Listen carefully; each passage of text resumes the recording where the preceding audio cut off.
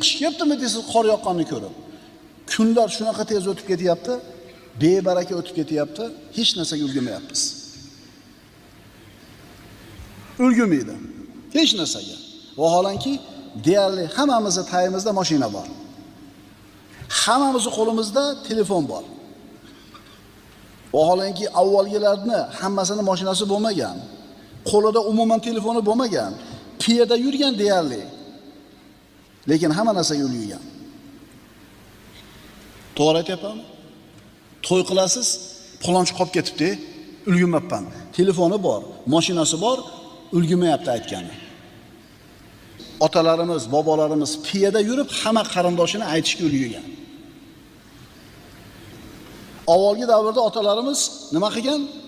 6 ta 8 ta bolani bitta o'zi boqqan ishlab. O'sha 6 ta 8 ta bolasini